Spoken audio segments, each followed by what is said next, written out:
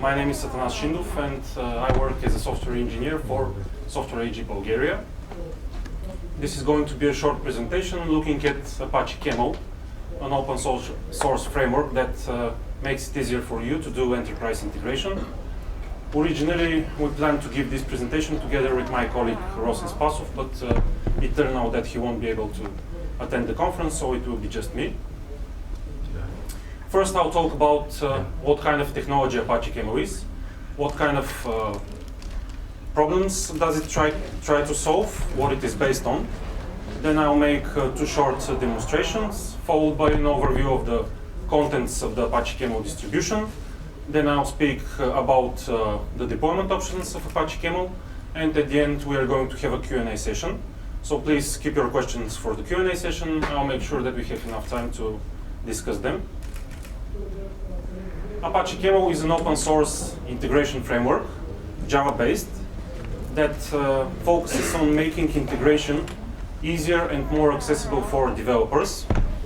It's based on and provides concrete implementations of all the widely used enterprise integration patterns.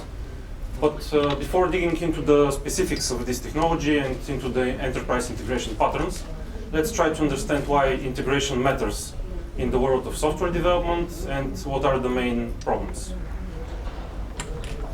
Enterprises are typically comprised of hundreds, if not thousands, different applications that are custom built or acquired from third party, apart from legacy systems, and they all run on different operating systems.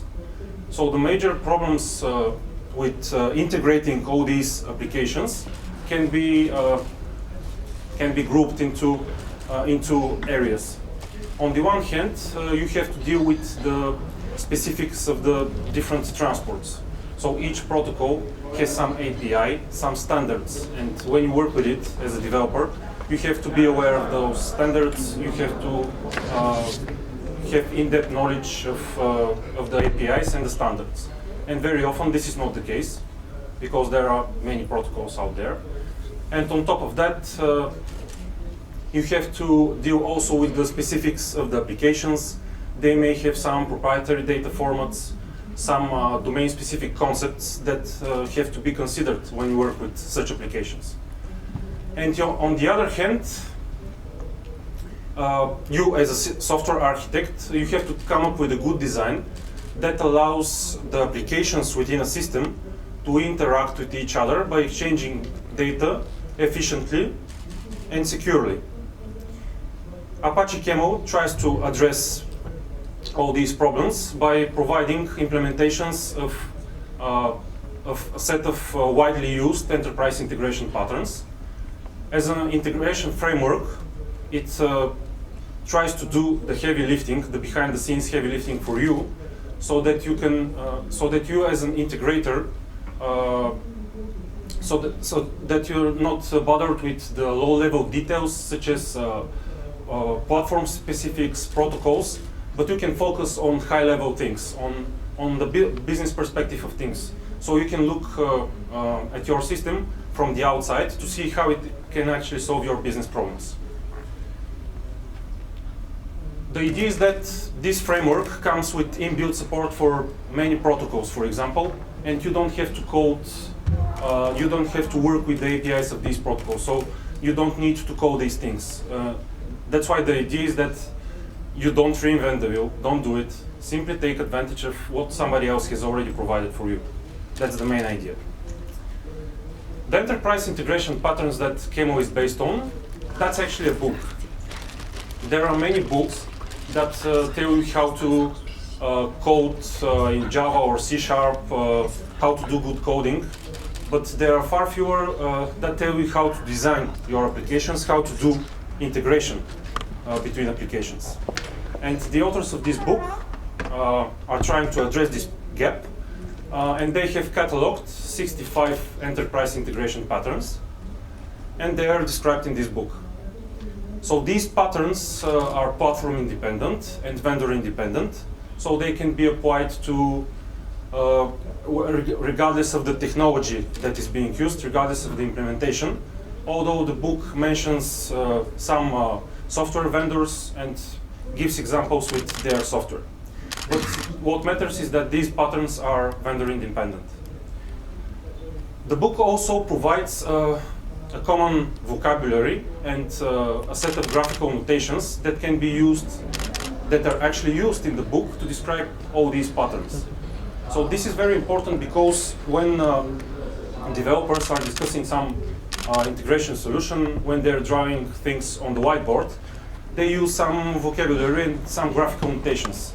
And it's helpful when the word that you're using, you know that everybody else has the same understanding about it. And that the graphical notations that you're using, all the other participants also have the same understanding. That's why this common language and common set of graphical notations is again something that this book provides, and it's very important to do enterprise integration. For example, this diagram that we see here, that's just an example of a message being sent to a component.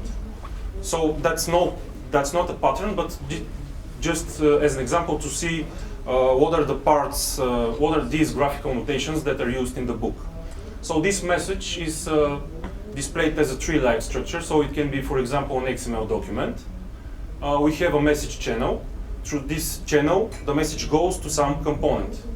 If you want to highlight the channel, it's displayed as a three-dimensional pipe, otherwise it's just a line with an arrowhead. And the component can be one application that we want to integrate, or some intermediary that is processing messages, or it can be part of an application.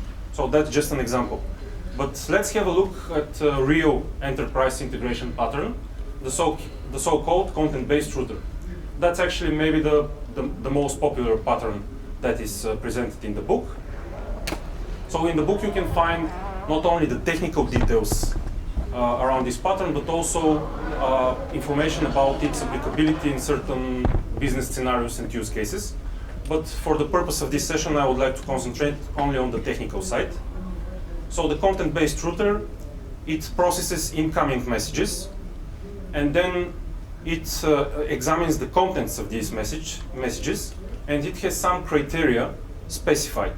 And depending on whether the message content satisfies this criteria, the message can be routed to one or another destination.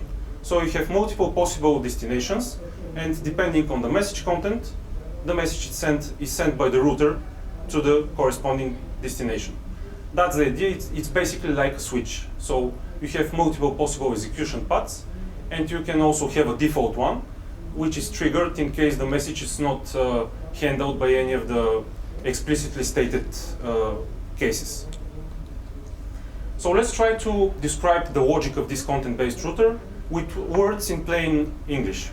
So the input of this router, these are the new orders. So we have a new order, and it's processed by the root. So that's why we say that we start from a new order. So that's our input, and now we are going to do some processing.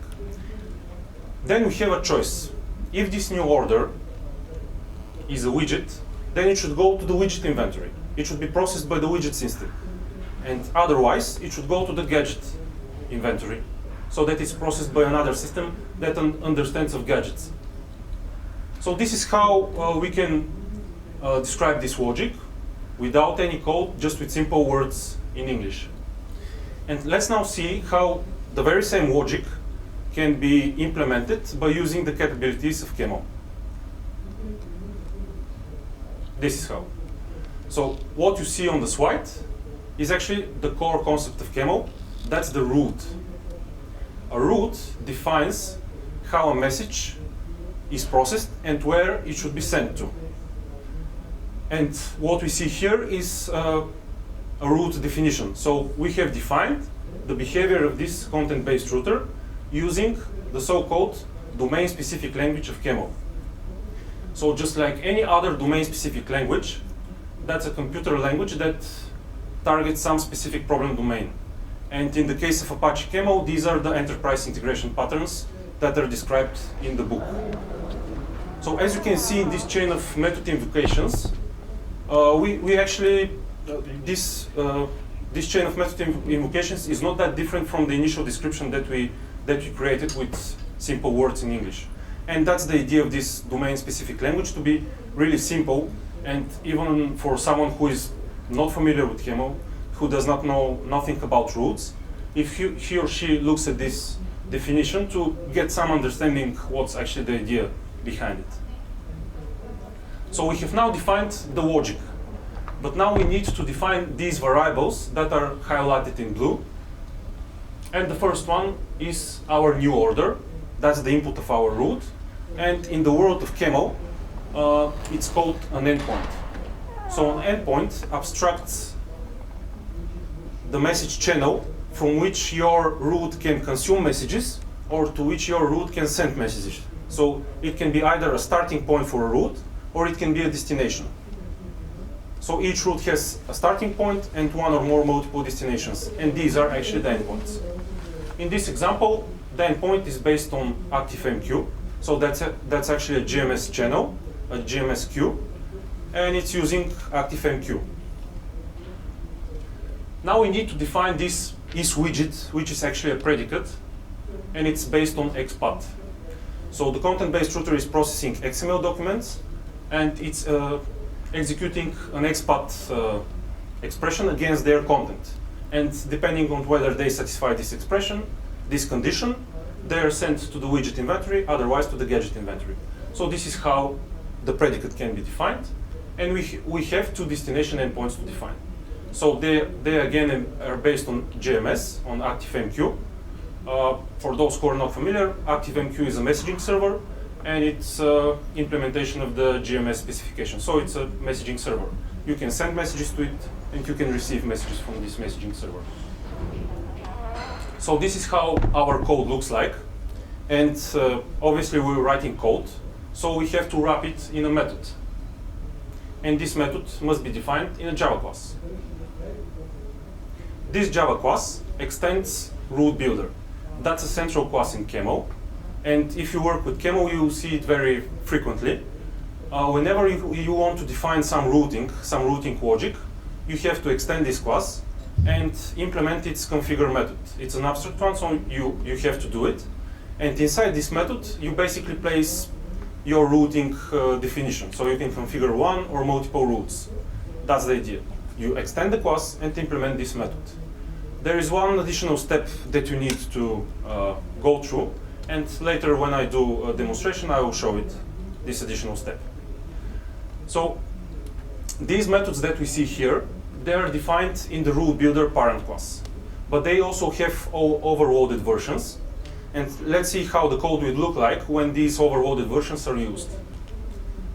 So we can significantly decrease the code lines if we inline the endpoint and predicate definitions inside the DSL part. So here, these methods accept not endpoint objects, but they accept strings. And these strings are actually URIs. In Camel, in order to configure an endpoint, you are using a URI. I will later describe exactly how an URI is processed and how Camel creates an endpoint object out of it. So in this root, all my endpoints are ActiveMQ based. But what if we want to change something in our root? For example, we want that the root consumes from a file directory and not from a messaging server, not from an ActiveMQ GMS server.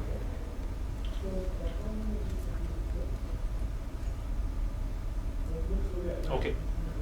So actually, yeah, I have already moved to the second DSL. So Camel, you can write your root definitions with Java DSL, but because this framework supports different containers in which it can run, it also has an excellent integration with Spring. And so what you see here is actually the very same root definition that we had with the Java code, but it's actually written with Spring. So Camel provides XML extensions that build the so-called Spring DSL.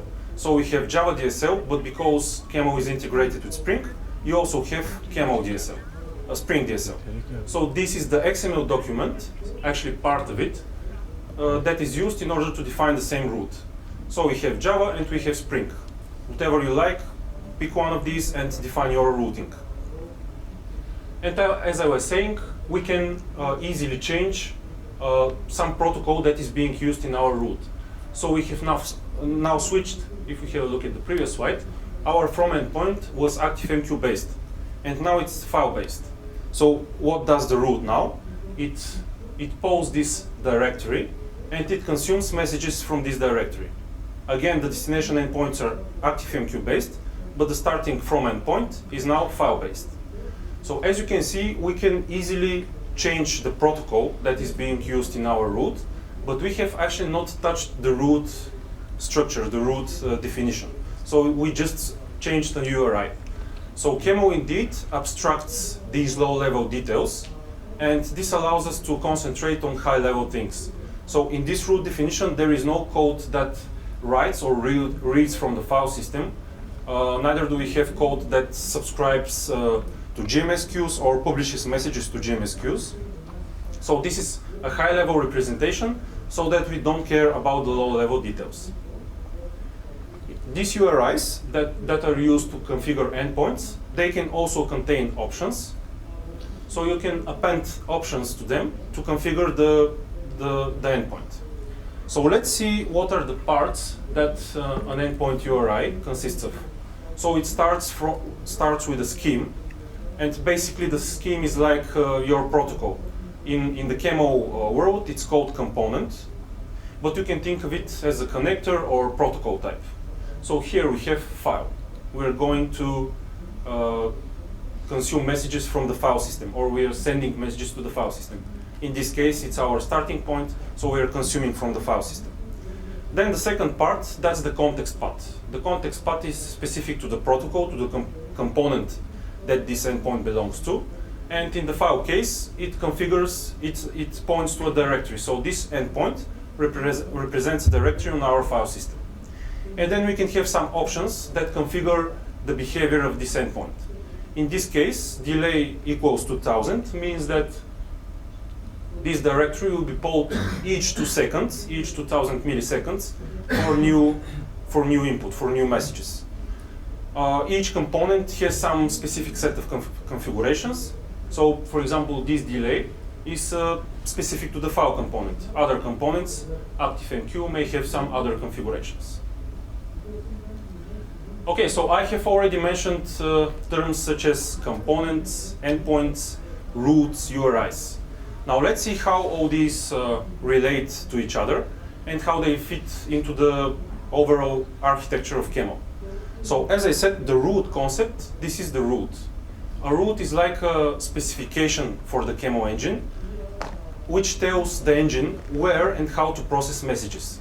So with routes, you can actually implement all these enterprise integration patterns that are presented in the book. And routes are defined with one of the domain-specific languages. So for now, we know that there is a Java domain-specific language and there is a Spring domain-specific language, or DSL for short. The second concept, these are the endpoints. So each route starts with a from endpoint. Then we can have some processing to happen in between with the messages. And then there is a one or multiple destination endpoints. Endpoints are configured with URIs.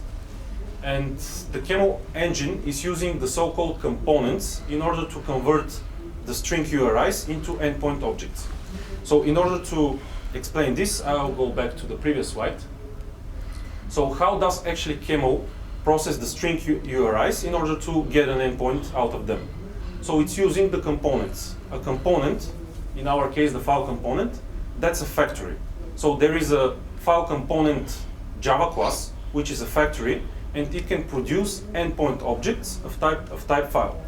So when Camel encounters this string, first it extracts the scheme part, and then it looks up into a registry the available components, and there must be a matching.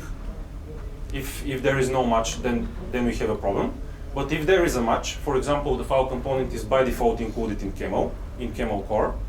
So when it finds the corresponding component, which is an endpoint factory, it uses this to create an endpoint of this type. And how it actually calls this factory? Well, it provides as arguments the second part, and the options, if these are specified, because they are not mandatory. So the factory is called with the context path, which configures how the endpoint should look like. So in this case, the endpoint represents a directory. So the file component, which is a factory, is called with these arguments. So this is the role of the component. So there are factories for endpoints, but you may wonder why do we actually need this additional layer with the component, this additional complexity? Why not simply have endpoints wired into our roots and everything will work just okay? So the idea is that components can, you can use components to have some central configuration that can be reused. The idea is that you configure protocol-specific things on the component, and then when you place the scheme of this component at the beginning of your endpoint URI, these configurations will be applied to this endpoint that is created by this component. So there is no need to specify them in the URIs. For example, if you're using GMS, in our case ActiveMQ, so I have to configure something on this ActiveMQ component. I have to provide a connection factory. If it's JNDI enabled, I need to provide implementation of the context factory, the class that implements the context factory. So these are configurations that I am applying to the component. But in all endpoints of this type, I don't have to provide any configurations, for example, URL of the destination server, because this is implicitly applied when this endpoint is created with that component. So I have already configured the component, and I just need to put it at the beginning of my endpoint URI. So I can have 10, 20 endpoint URIs, and don't have to repeatedly specify in every endpoint URI the location of the server, the implementation of the context factory, and so on. So basically, that's the idea behind the component. For example, if you have FTP, you configure username and password on the FTP component, and then there is no need to specify those in the URI of every endpoint of type FTP. So components, they are factories for endpoints, but you can think of them as connectors. So they are the extension points for Camel to plug in different protocols to have connectivity to different type of systems. So there are many component types that Camel supports. So we have now seen file, ActiveMQ, but there are many other component types such as JDBC, Hadoop, Hibernate, and many others. There are actually over 200, and this is all out of the box supported by Camel. And the next concept are the processors. So a processor is a node in a Camel root that can use or modify messages that are flowing through the system.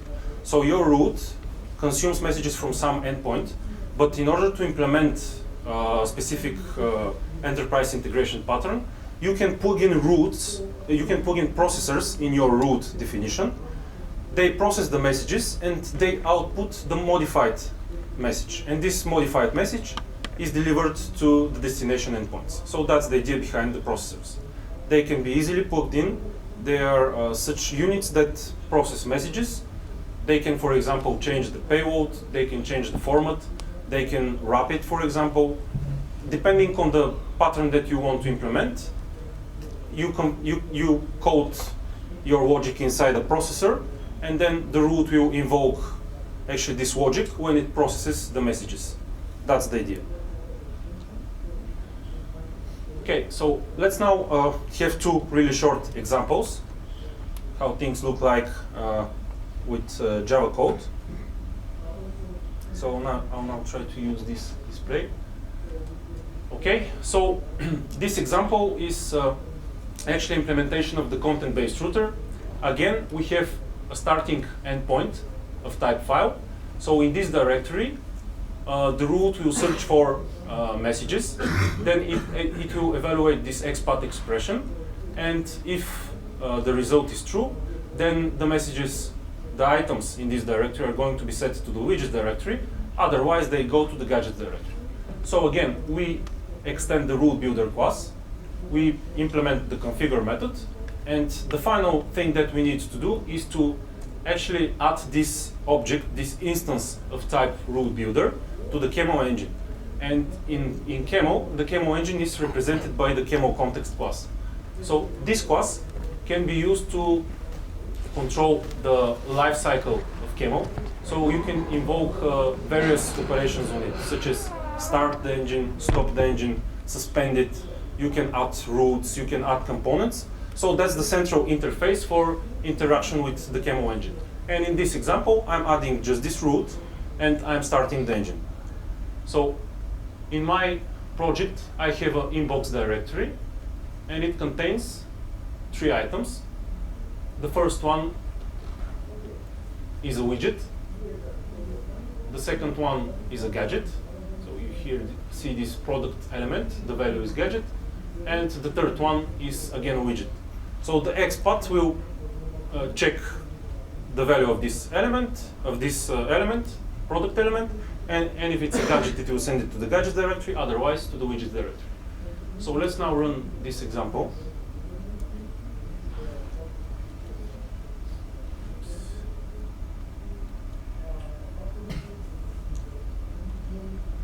Okay. Second process.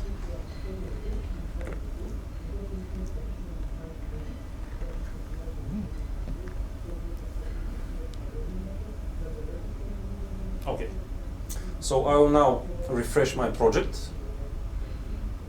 And as you can see, now we have an orders directory. And this orders directory has 2 sub-directories, gadgets and widgets.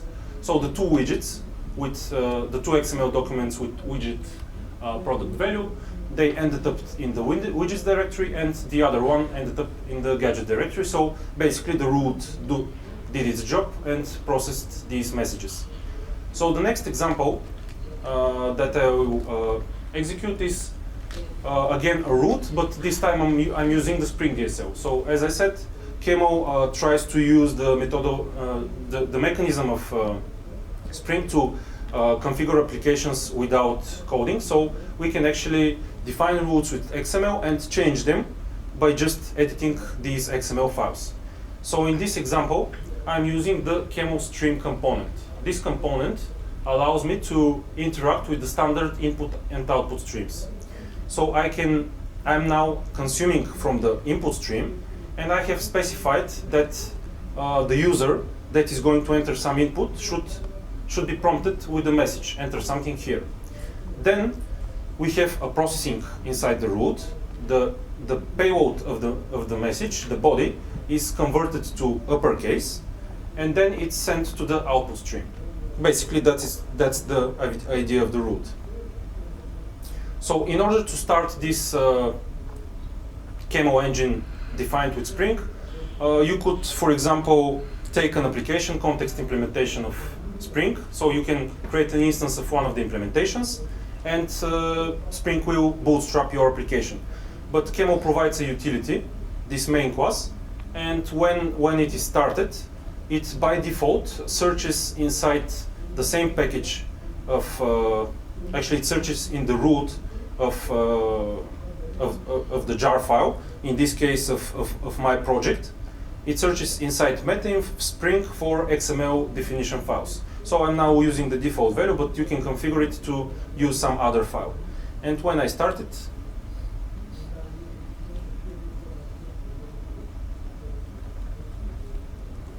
okay, so I'm prompted with the message, enter something here. I'm entering lowercase, and this gets converted by the root to uppercase, and it's sent to the output stream. So what we instructed the root to do, it was done.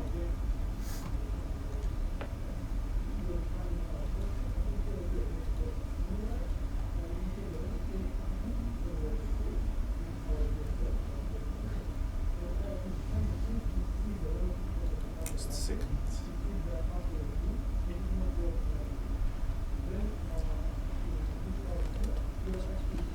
Okay. So now I'm going to go through all the things that you get out of the box when you download the Camel distribution. So what actually does the Camel product contain? In order to monitor your Camel applications, you can use the How.io web console. What's this? Well, if you have used JConsole, this How.io console is very similar to it. So you can point it to a JVM, and you can browse the JMX beans inside this JVM. So actually you can use it not only for Camel, but for all kind of applications that run inside the JVM. The difference is that How.io is extensible, and you can write plugins for it. And the Camel guys, they have written a Camel plugin, and when this plugin is installed in the user interface of How.io, you don't see all the JMX objects, and if you're interested in a specific Camel object, you have to navigate through the tree, but you directly get the things that matter in Camel, namely the endpoints, the Camel context, directly displayed in this view. So you don't have to go through all the beans and search for operations and invoke them, but this job is already done by the plugin. So that's the idea. It's extensible. You can so by default, when you run this console, you will see the contents of the JVM in which it is running, but you can actually point it to a remote JVM. For that purpose, you need to use the Jolokia client. That's a JMX to HTTP bridge. So if you have Jolokia on some remote JVM, you can point the How.io backend to this remote JVM and actually see what's going on inside this JVM to monitor your Camel applications. And you can also invoke some functions that are JMX exposed. What else do we got with Camel? So Camel supports the so-called aspect-oriented programming paradigm. So you can add interceptors in one part of your route or in every step of your route. For example, the testing kit of Camel actually uses this interception strategy. If you want to mock some endpoint, if you mock some endpoint in a route that you're using, in a route that is production code, and if you don't want to change it, you can use this mocking endpoint, which basically intercepts the real endpoint.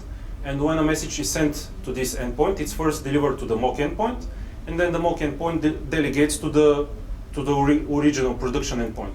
So this is an example of how these interceptors can be used. So they're even used by the Camel testing kit. In case of some errors, you can configure what the engine should do. So you got error handling. What if the database that your route is sending messages to goes down? So what should be the behavior of the engine? Should it just walk the messages, or should it attempt redeliveries?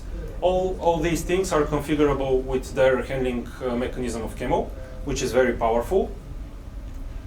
We've already mentioned data type conversions. So you can not only change, for example, the format of the messages, but you can also use the built-in type converters to convert between object types. For example, you can have conversion from string to integer, or even from file to string.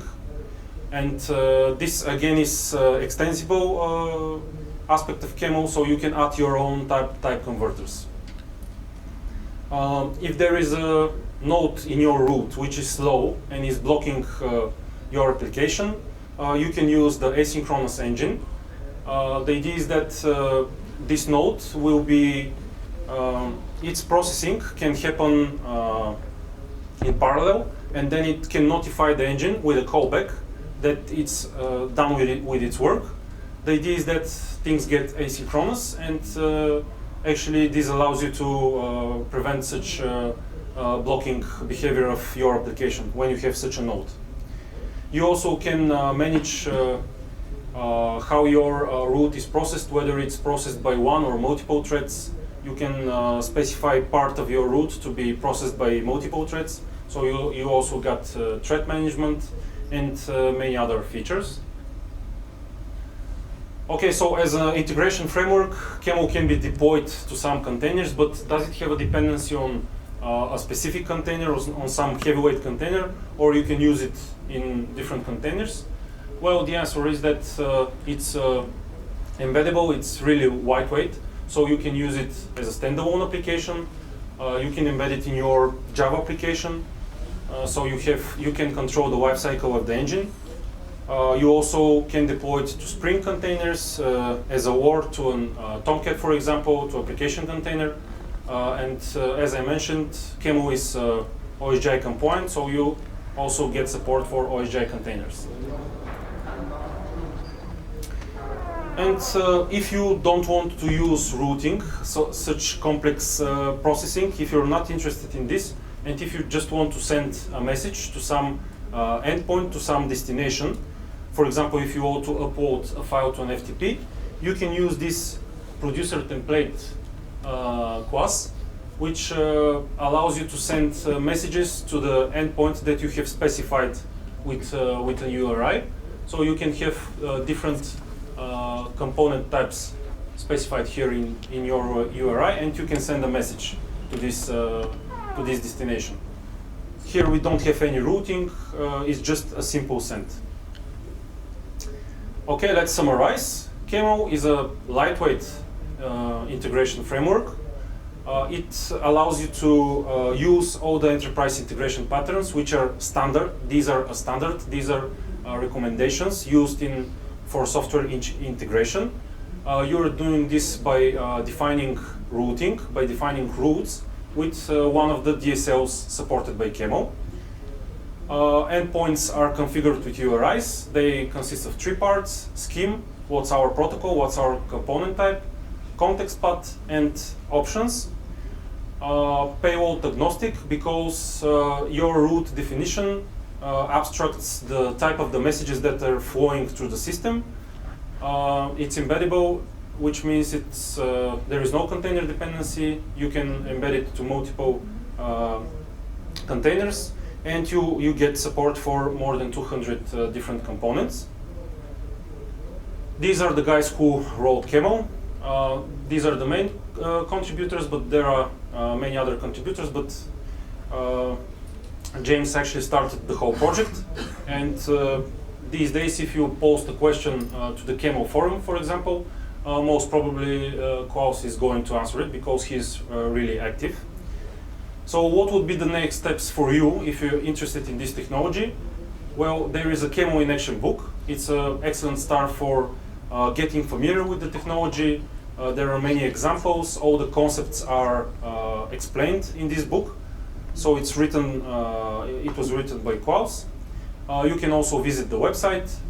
There are many resources linked to the website. For every component, there is a web page which explains what you can configure on a component, how do you work with it, what do you need to, which Camel library brings this component.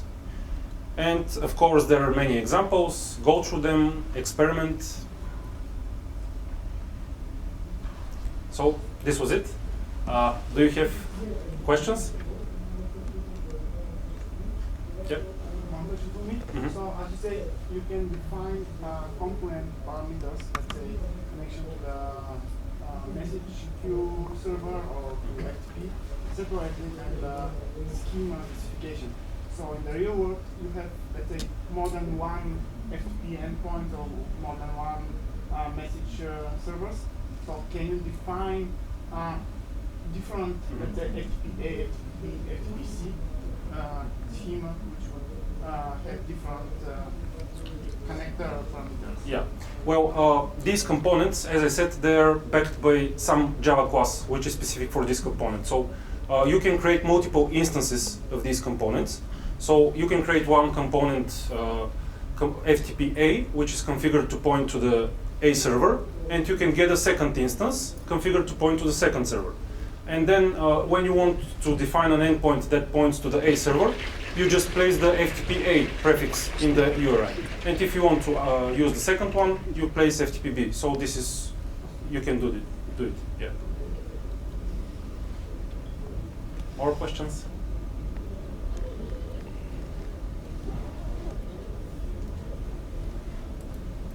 Okay, if that's not the case, thanks for your attention.